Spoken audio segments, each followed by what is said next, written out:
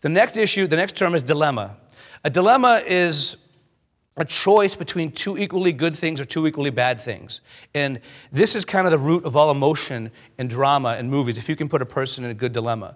If you like this DVD, there's plenty of other people. Jeff Kitchen spends a lot of time in his classes going over dilemma, spends a lot of time on it. But the idea of a dilemma is you put a character in a choice that's two equally good things or two equally bad things.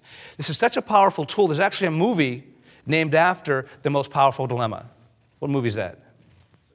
Sophie's Choice. Sophie's Choice. A woman has to choose between which of her children she's going to give away. I have goosebumps just saying that. I mean, do you understand the power of that? It's like you don't need to go set up backstory. Who is she?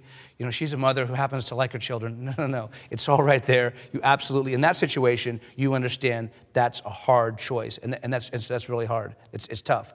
And the problem is sometimes people think, well, it's a dilemma for me, so it's a dilemma for my character. But you get in trouble because you really always have to think about making sure that this is a hard choice for my character. My rewrite of Indecent Proposal goes like this. Hey, I'll give you $1 million if I can sleep with your wife. No, thanks. Hey, I'll give you $10 million if I can sleep with your wife. No, thanks. I'll give you $15 billion if I can sleep with your wife. No, thanks. Well, why not? I'm Bill Gates. Well, you laugh, but the point is that dilemma, or those situations, it's not a dilemma for that character.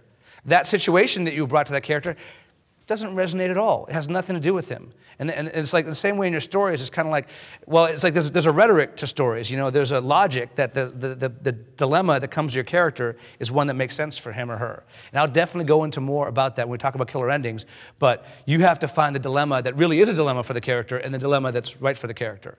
And this idea of making a hard choice is really important because I'll see a romantic comedy where on one side, you know, I'm a character in a romantic comedy and I want to find love. And in front of me is a person who is funny and nice to me, and we have great extracurricular relationships. They get along with my family. They're really attractive. Okay, that's one side. And then on this side is the person who's unattractive, who's really annoying, who we don't get along with, she hates my family, I hate their family. And then you say, oh, it's so interesting to see which person the character might choose. No, it's really boring. Where it really gets interesting in love stories is where you have two pretty good choices. You know, like Sleepless in Seattle does a good job. I mean, the Bill Pullman character isn't awful for her. In a lot of ways, it's a good choice. Or one of my favorite movies about love and romance, a romantic comedy of sorts, is Philadelphia Story. She actually has 3 people to choose from. And think about the 2 strongest ones, Cary Grant and James Stewart character. Go back and see that movie. And like, you're not even sure who you want her to be with because they're so, in some ways, good for her. And it's just a fantastic situation. Another thing to think about with dilemma in love stories is it's hard to do love stories because if a dilemma is a choice between, say, 2 good things, what do you put up against love?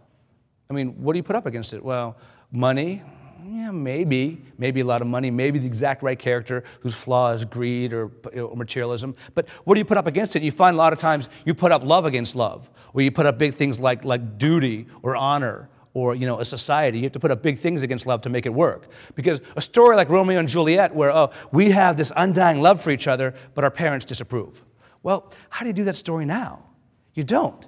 Because, okay, my parents don't want me to be in this relationship. Well, I'll get in a car, because I have a car probably, or my friend has a car, or I'll get on the subway, and I'll drive across town, and I'll be with the person I want. That's not going to stop. That's not going to stop me. So you see a lot of times when the societal pressure or parents' disapproval, if that's going to rise to the level of dilemma, you have to make it a period piece. West Side Story, you know, Romeo and Juliet kind of, you know, set in the past. There is a modern-day Romeo and Juliet, Baz Luhrmann's Romeo and Juliet, and what did he do? He made the family warring gang members. He had to make the world of the society that hyperbolic, that huge. People could die, people could be shot. You could lose your life if you love the wrong person. Then it works in the function of dilemma. So dilemma is something important. We're definitely going to come back to that.